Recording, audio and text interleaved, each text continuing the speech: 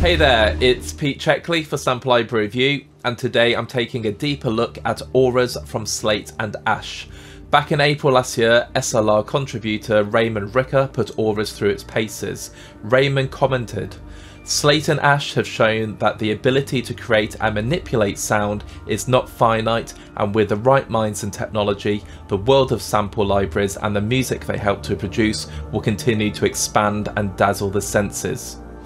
This video will take a deeper look at auras so you can hear for yourself how auras takes a great leap forward in creating limitless and beguiling soundscapes. Auras downloads at 8.1 gigabytes and is split into 64 auras and 140 different colours patches. It is compatible with MIDI controllers and MPE devices. An MPE device is recommended but not essential. Auras uses the free Contact Player 6.3.2 or above and also NKS. Auras sells for £199 or is part of a bundle with Cycles for £390. Auras comes to us from Bristol-based sound design studio Slate and Ash. The idea behind the library is to create these huge expansive soundscapes with multiple different elements. There could be sustained elements, there could be sequences or different rhythmical parts going on. But the difference with this one is it uses MPE technology. So if you have a Rolly C board or a equivalent device, you can use MIDI in a polyphonic expressive way. Before I take a deeper look at the mechanics and the GUI behind auras, it's really important to hear exactly what it can do. Now, auras is split into two sections. There are 64 auras and there are 140 colours. The colours are the single sound sources and patches that are then later combined to create the auras. So without further ado, I'm going to turn the mic off and play through a selection of the auras using MPE technology, and I'll be using a Rolly C board and a light block.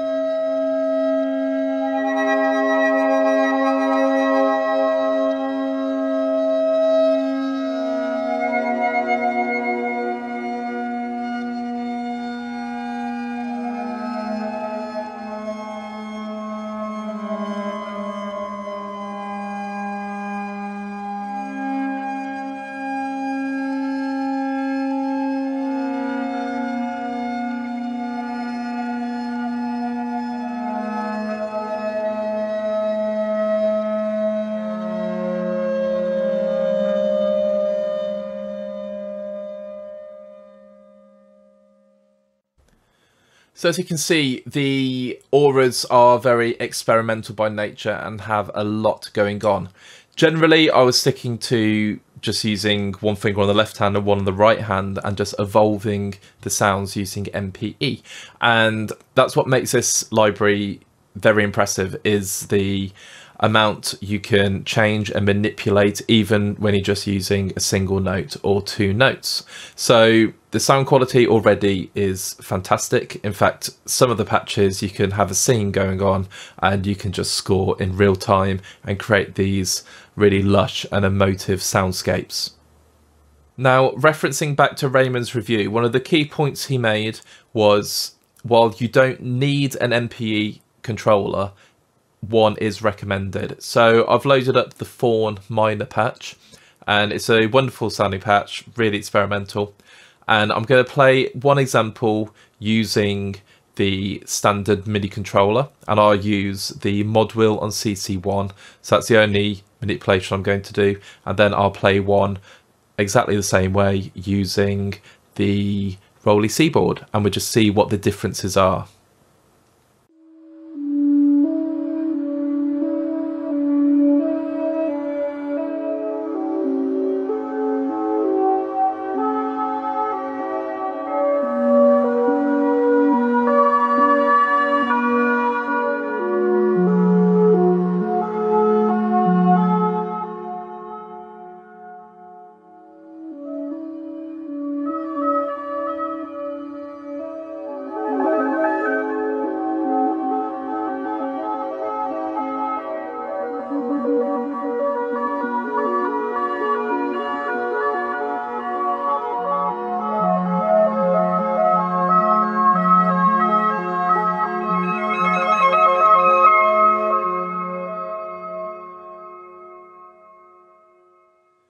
So you can hear straight away, while the MIDI version sounds very experimental and different and is completely usable, the MPE version makes it completely effortless to use strike, glide, slide, different pressure techniques to create these really unique and different evolving sounds. And part of the charm of this library is you can load up one of the colors or load up one of the auras and just play for hours experimenting of what you can get in terms of different sonic soundscapes. So moving on to the GUI, we have our Slate Ash auras GUI. Now the colors are slightly different, so I will look at that in a moment. Now, the original review by Raymond did say that the GUI was almost like a like trying to study hieroglyphics or something we don't quite understand. It's minimal, it's simplistic, and it's only 2 pages. If I click on the plus sign, which is on the bottom right, you do get a little description of what it is. So I'm using the Sun Salutation patch, and it's a sun-bleached drone with jangly electric guitar texture and a pulsing harmonium.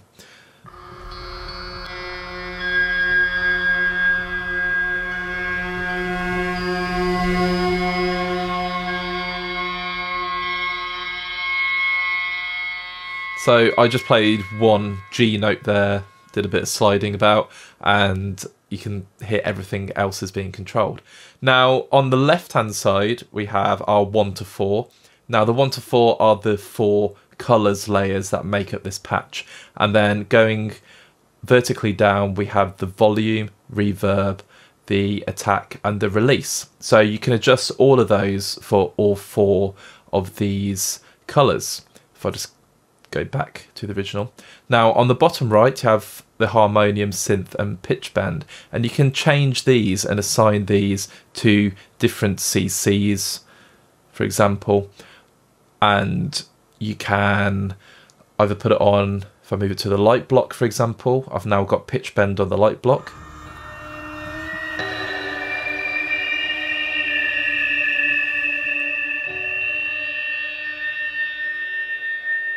So that's a very, very cool effect. Now with the harmonium, I'm going to keep it to CC1, and you can adjust the harmonium using CC1.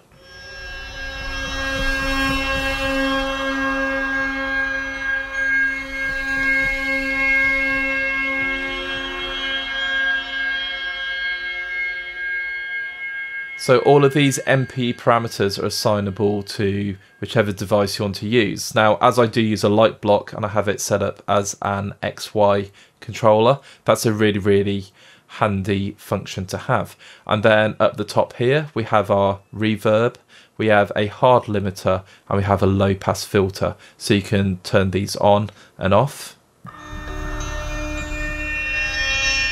That's with the limiter on.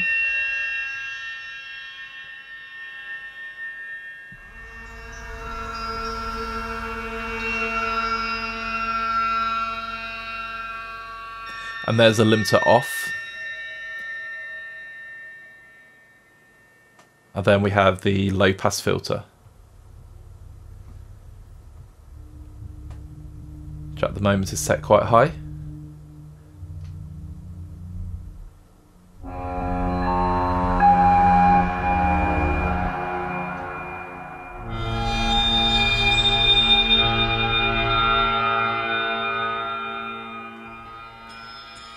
So you can assign that to, again, different devices. And that's initially how you control what the instruments do.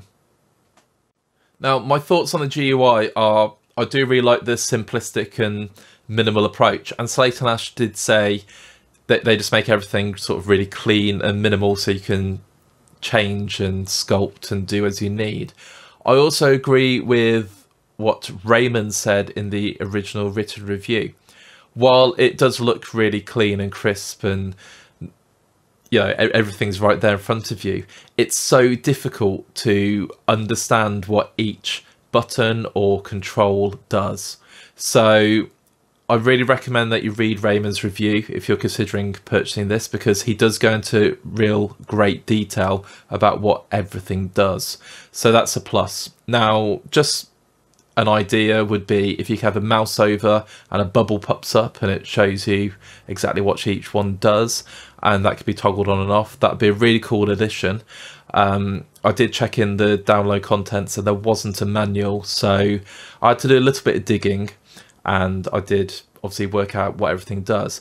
But the flip side is, if you don't quite know what everything does, it really encourages this idea of exploration.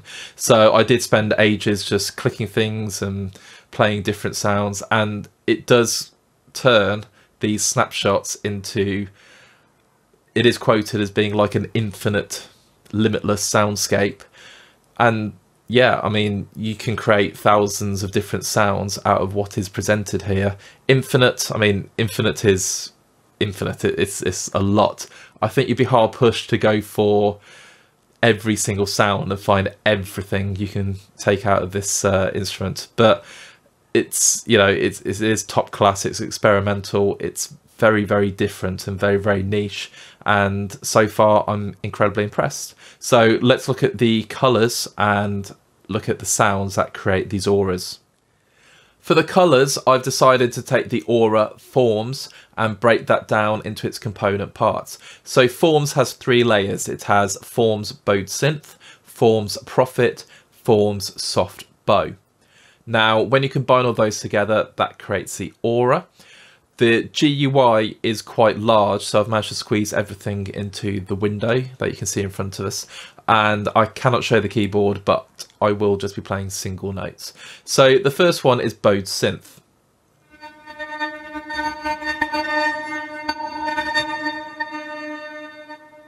So that's just a choppy synth. Now, if I move to the profit, it will play the preview because it's an NKS. So I was quite alarmed at first for some reason, because the sound is quite out there. But that is the second layer.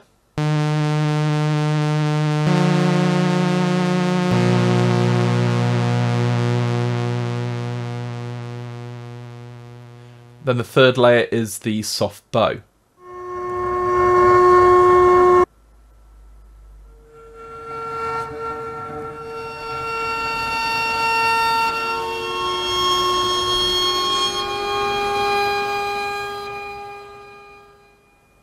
And again, all of these work on MPE, so you can change them and mess around with the noise, for want of a better word. Now, as you can see, the GUI is completely different, and this is where it gets a bit more interesting, because while the auras combine everything together and you do have control and you can manipulate, these you can control in a lot deeper way. Now, again, referring to the original review, this is another situation where while the GUI looks really clean and crisp, there is so much going on. And I agree with Raymond, when I first loaded this, I was just thinking, okay, I can work out what's at the top. It's an ADSR. I can work out the right, and at the bottom, the arpeggiator. The modulation matrix in the middle, I was just completely clueless. So it did take some research into what to do. And again, Raymond's review was so helpful because of the level of detail he goes into about the modulation matrix. But you can see this is where you can create almost limitless different sounds using the modulation matrix. When working with the modulation matrix, it looks really daunting at first. There's so much going on and not a huge amount of explanation. So again, I did look at the Slate Ash website. I did lots of just tweaking and experimenting myself. And also I read Raymond's original review, and he goes into a lot of detail there. But the cool thing for me, and this is the theme I'm seeing as I spend more time with the library, it really encourages you to explore, tweak, play around, and just find different sounds and different sonic capabilities. So I've turned the mouse on just to briefly go through it. The X's all mean randomize. So the X pointing down will randomize all of these values, and the X pointing across will do the horizontal values at the top. And the ones at the top, I did say it'd be cool if there was a bubble or something that pops up and tells what they are. If you click on them, it tells you. So the first one's volume, then we have low pass filter, then we have high pass filter, saturation, bit crush, harmonize, detune, reverb, and finally delay. Okay, then these will randomize, but at the moment we need to make sure everything's assigned. So this is our slide, then this is our touch or our strike, and these are our LFOs. So this is our sound. Let's just randomize that.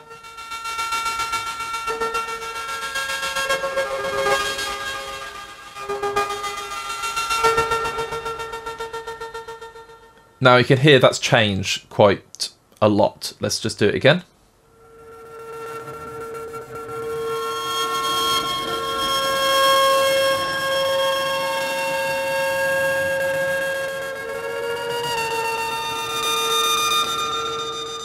And again, it's changed. So from that one, we can randomize the top.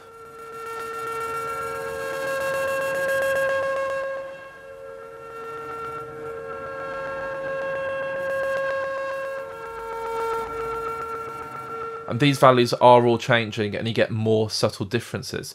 So you can just keep randomizing until you get something you want, or you can fine tune, fine tweak, and change everything using your mouse.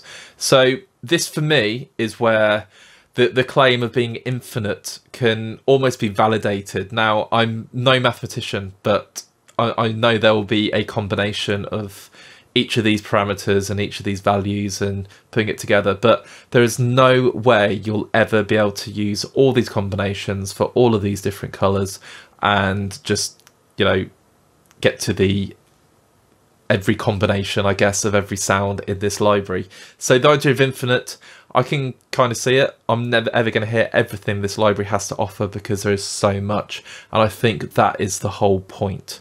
So you are bound by the samples and the sort of confines of the library, but in terms of what is in there and what you can do to all the sounds is limitless. And I'll do that in air quotes, because yes, I'm sure someone out there can sort that out and tell me how many different combinations there are, but to me, limitless. To finish off the GUI, we have on the top right the bend range, stereo width, random pan, noise, delay, and pitch drift. Now, if you click on to the second page, you have all the different types of reverb, and that's really, really cool. The reverb's do sound absolutely brilliant. The onboard effects are great, and it just means you don't have to load up external effects. And while you're crafting in the Modulation Matrix, you can add reverb to taste and get some really nice, lush sounding environments. So I'm going to add the noise to my light pad just for a bit of fun, and you can then assign any of these to any MIDI device you want.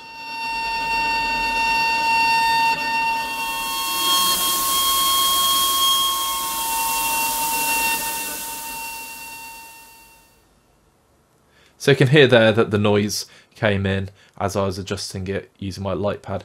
So for MPE users, this is almost like a sonic playground. You can assign anything to everything you want to use, and you can just off you go and create and sculpt and tweak your sounds.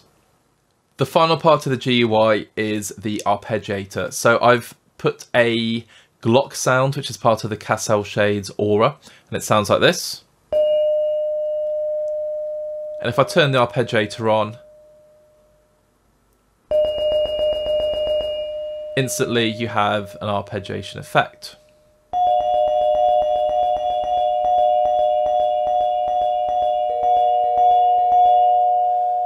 So just by holding down multiple keys, it will change how the arpeggiator behaves. So if I just hold down an E,